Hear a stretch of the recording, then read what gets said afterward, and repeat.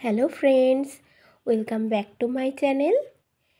আমি Mamun, creation of Mamun channel থেকে আপনাদেরকে জানাই অনেক স্বাগত আর অনেক অনেক ভালোবাসা জানিয়ে একটি নতুন ভিডিও শুরু করতে যাচ্ছি। এই যে অনেক সকালে ঘুমের থেকে উঠে আমি এই যে গ্যাসটা হাত মুখ ধুয়ে গ্যাসটা ভালো করে মুছে ভাতটা বসিয়ে দেবো, কারণ আমার মেয়েদের আজকে স্কুল আছে, স্কুলে যাবে।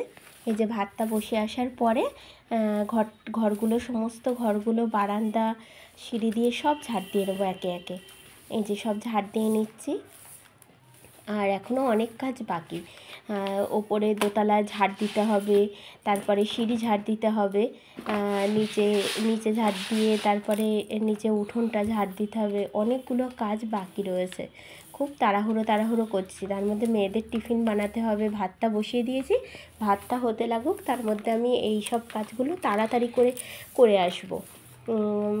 কেন কি আবার ঠিক সময়ে ওদের স্কুলে পাঠাতে হবে, এটাও আমার খুব তাড়া রয়েছে মাথায়, যে টিফিন বানানো আছে, তারপর ওরা রেডি হবে। আমার বড় মেয়ে নিজেই রেডি হয়ে যেতে পারে, এখন একটু বড় হয়ে গেছে তো, ও নিজেরটা নিজেই পারে, কিন্তু ছোটো মেয়েকে একটু রেডি করে দিতে হবে। তারপরে আবার এই যে শীতকাল, মানে কি সকালবেলা ঘুমের থেকে উঠতে গেলেও ওদের অনেক অসুবিধা হচ্ছে। এখন কি করা যাবে, অনেক সকালে স্কুল আর আসতে আসতে প্রায় মানে বিকেলের কাছাকাছি হয়ে যায়। এই যে ঘরগুলো ঝাড় দিয়ে নিয়েছি, সমস্ত ঘরগুলো, পেছনের বারান্দা টারান্দা সব ঝাড় দিয়ে কমপ্লিট। অত দেখালাম না, তাও তো অনেকখানি হয়ে গেছে। আর এই যে সামনে উঠোনটা ঝাড় দিয়ে নিয়ে সামনে ওই বারান্দাটা ঝাড় দিয়ে নিয়ে আমি একবারে সিঁড়ির ওখানে চলে যাব, সিঁড়িগুলো ঝাড় দিয়ে নেবো। কেন আর এই যে চালটা রাখা আছে, চালটা একটু বাড়ন্ত হয়ে গেছে, এবার বস্তার অর্ডার দেওয়া হয়েছে, তাই সে পৌঁছায়নি, তাই জন্য কালকে রাত্রিবেলা আবার কিনে নিয়ে এসেছে একটু আর্জেন্ট। এই কারণ আমাদের চালটা একটু লাগে, কারণ তিন বেলায় আমাদের ভাত রান্না করতে হয়। আর রুটি আমরা খাই, কিন্তু আমাদের মধ্যে আবার সবাই তো খায় না রুটি, আমি বেশিরভাগ রুটি খাই, আর অন্য সবাই ভাতই খায়। এই জন্য আমাদের চালটা একটুখানি বেশি লাগে, এই জন্য আর্জেন্ট কিনে নিয়ে আসা হয়েছে, মানে আজকেই চলে আসবে, তার সকালবেলা লাগবে বলেই রাত্রিবেলা কিনে নিয়ে এসছে একবারে সমস্ত কিছু। মানে কি সব কিছু বলা লাগে না, মানে বুঝে নেয় এবং সমস্ত কিছু আমার হাতের কাছে এনে দেয়। মানে এই দিকটা আমি খুব হ্যাপি আমার সংসারটাকে নিয়ে। আমাদের চারজনের সংসার, মানে আমার সংসারটা খুবই ছোট, এর মধ্যে আমাদের চারজন মেম্বার, তা আমার সংসারটা ভীষণ সুখে শান্তিতে ভরা। আর আমি ভগবানের কাছে এই প্রার্থনাই করি, আর এই যে সামনের দরজাটা খুলতে পারছি না, গাড়িটা রয়েছে, এই পেছনের দরজাটা খুলে এখান থেকে বেরিয়ে কলের উপারটা ঝাড় দেবো, দিয়ে উঠোনটা ঝাড় দেবো, ঠিক আছে? তা যেটা বলছিলাম, আমার সংসারটা খুবই খুব সুখ শান্তির আমার সংসারটা। কেন কি আমার সংসারে গণ্ডগোল অশান্তি এখনো পর্যন্ত নেই, কারণ দুই মেয়ে স্কুলে যাই, মানে সবাই সবার যে কাজ করি, আমরা যে যার মতন থাকি, কোনো অসুবিধা নেই আমাদের সংসারটায়। তারপরে বছরে আমরা ঘুরতে যাই, এবং আমাদের মানে কি মানে আমাদের কি বলবো, মানে আমরা কিছু চাওয়ার আগেই সেটা আমাদের হাজির করে দেয় সে। এই দিক থেকে আমরা ভীষণ হ্যাপি। এবং মানে মেয়েদের ছুটি পড়লে স্কুলে বা হচ্ছে মানে রবিবার করে আমরা বেড়াতে যাই, রবিবার করে আমরা মাংস খাই, রবিবার রান্না করি, মেয়েরা খুব পছন্দ করে এই জন্য, ঠিক আছে? ওরা যে ভালোবাসে সেইভাবে সে আমাদের নিয়ে যাচ্ছে, আমাদের প্রত্যেকটা আবদার সে রাখে, এর জন্য তাকে অশেষ ধন্যবাদ। আর এই যে গাছগুলো দেখালাম, প্রত্যেকটা গাছ আমার মেজদিদি দিয়েছে, এবং আমি সেগুলো চেষ্টা করি যে সযত্নে রাখা।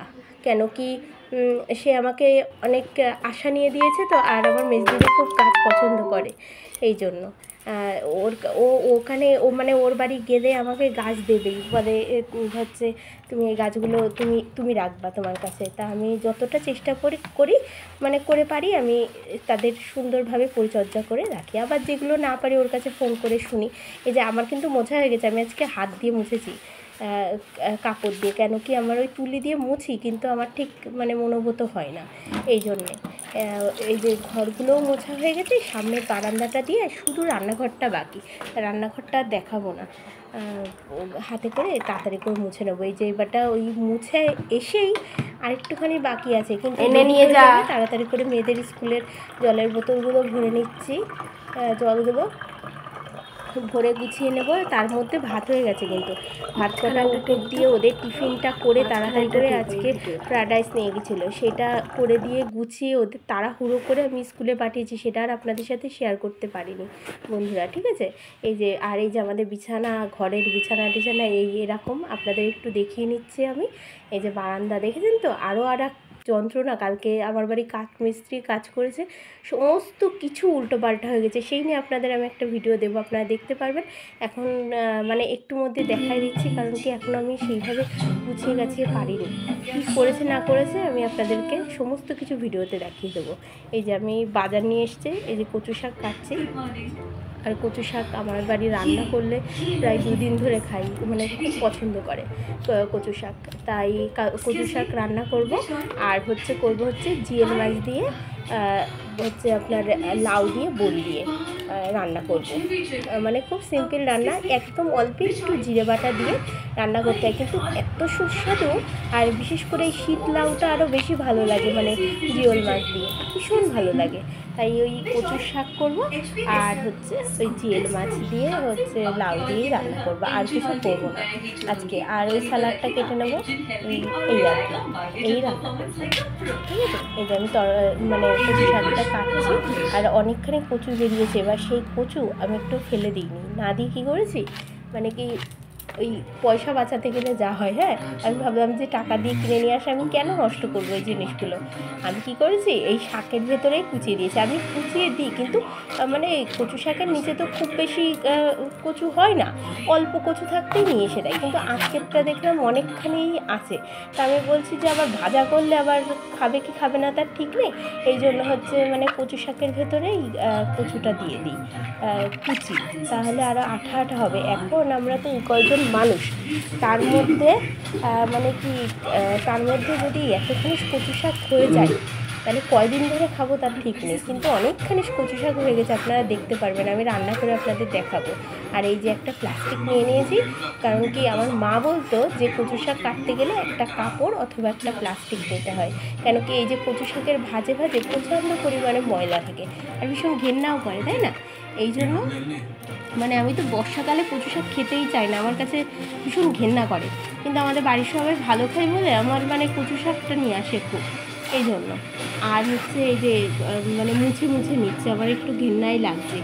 দেখছি অল্প অল্প ময়লা, কিন্তু আগে একদিনকে নিয়ে এসেছিলো সেটাতে ভীষণ পরিমাণ নোংরা ছিল। আর এটা বেশ অল্প অল্প ময়লা আমি মুছে নিয়েছি, একদম পরিষ্কার পরিচ্ছন্ন হয়ে গেছে। তারপরে আপনার ওই কচুটা, মানে যে কচুটা ওইটা শাকের মধ্যে দেখাচ্ছি, শাকের মধ্যে কুচিয়ে দিয়েছি, ঠিক আছে। এই যে এবার বাজারে যেগুলো নিয়ে এসছে দেখে নিচ্ছি, আলু অনেকখানি আছে, কিন্তু অনেকখানি আলু নিয়ে এসছে না, আজকে নিয়ে এসছে। এই যে টমেটো, আর আপনার কাঁচা ঝাল, পেঁয়াজকলি, লেবু, এইগুলো এই সমস্ত নিয়ে এসছে। এবার পরে যে লাউ নিয়ে এসছে, সেই লাউটা আর আপনাদের দেখিয়ে পারিনি আমি, মানে কোটাকুটি হয়ে গেছিলো তো। তারপর লাউ নিয়ে এসছে, লাউটাও ফুটে একবারে রান্না চাপিয়ে দিয়েছে। এই যে লাউ দিয়ে জিএল মাছের ঝোল, আর ওই যে ভাতটা দেখিয়ে দিলাম। আর এই দেখুন কচু শাক কতখানি হয়েছে, দেখেছেন, এই কতদিন ধরে খাবো তার ঠিক নেই। আর এই যে স্যালাড, ঠিক আছে। তাহলে আর এই অল্প কয়টা ওই সকালবেলা রান্না করেছিলাম, ওই ভাত কটা ছিল। আর এই যে আমার পুজো টুজো দেওয়া কমপ্লিট। তাহলে বন্ধু আজকের মতো এই পর্যন্তই, আবার দেখা হচ্ছে নতুন একটি ভিডিওর সাথে। ততক্ষণ আপনারা ভালো থাকবেন আর সুস্থ থাকবেন আর আনন্দে থাকবেন। আর আমার ভিডিওটা দেখার জন্য আপনাদেরকে অসংখ্য ধন্যবাদ।